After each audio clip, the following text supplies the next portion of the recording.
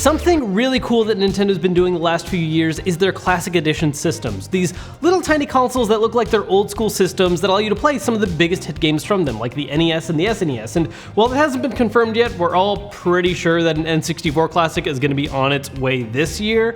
But a question comes up every time these systems are released. You can do this yourself.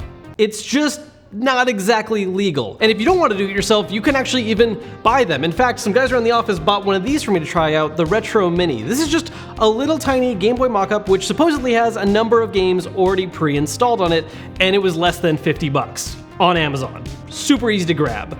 I haven't actually tried it out yet. I don't know what's on here for sure, so let's check it out. Were we supposed to charge this? Because we didn't charge it. We just took it out of the box. I guess we'll find out.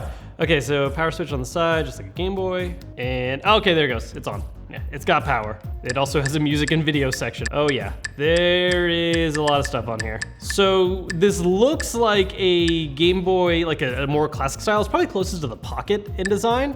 But this is loaded up with possibly everything on Game Boy Advance. This is kind of silly. I'm still in the A's. Oh wait, no, there's B. Beyblade. I've already won. This is annoying because it has so many games in it, and you can't like speed through them. You have to either tap every single time to go as fast as you want, or hold it where it just kind of crawls down the list. Wait, no, Mega Man. Yeah, we'll do Mega Man. There we go. I don't care about plot. Let's just speed through that. I think it crashed. There's a part of me that secretly is like, ha ha ha. All right, let's turn it off and back on.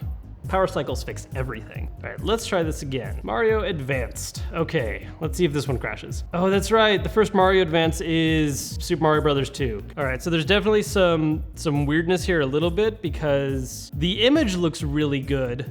Like this is a really crisp image of a GBA game, but there's something off about like the frame rate. Like it has a lot of stuttering. It's enough to where it's playable, but nope, I just died.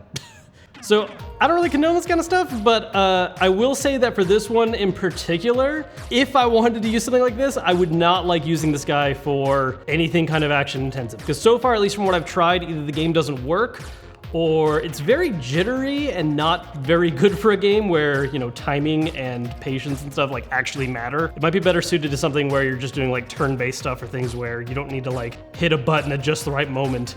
I think I read on the box, this goes back to main menu?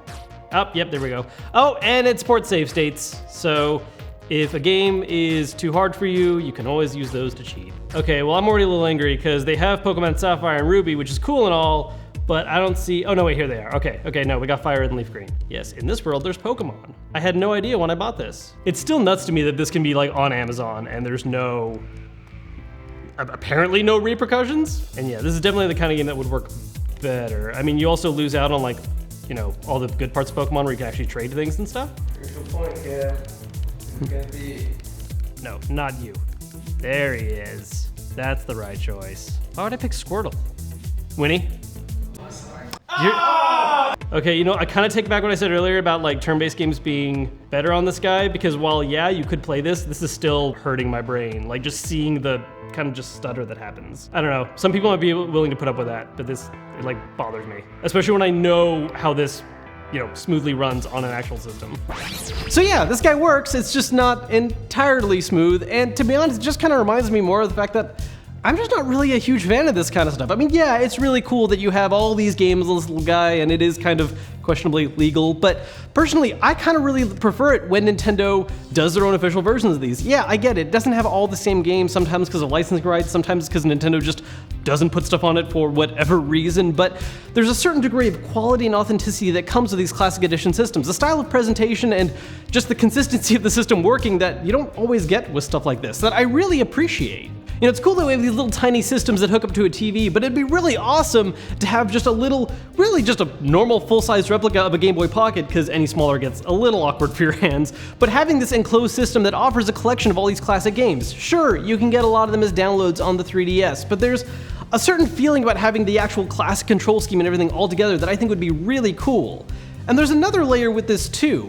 Something really interesting about the N64 that, once again, not official, but pretty sure we're getting an N64 Classic, is that there were some games that messed with compatibility with Game Boy. And what if they carried that on in the Classic systems? Imagine that we get the announcement of not only an N64 Classic, but a Game Boy Classic too, and not only do they each have their own awesome library of games, but they actually interconnect a little bit too, because even think about it, you have something like Pokemon Stadium on the N64 and Pokemon Red or Blue on the Pocket, and you can actually have them interact the way the old school games did. That would be really awesome. Because with an idea like that, you're not just making a collection of old classic games, but you're also recreating old experiences and reviving a kind of nostalgia that we're not just getting quite yet with the classic systems. I think Nintendo has the right idea, but stuff like this just reminds us of how much more they can be, and I think Nintendo can do that. They just need to take that extra step.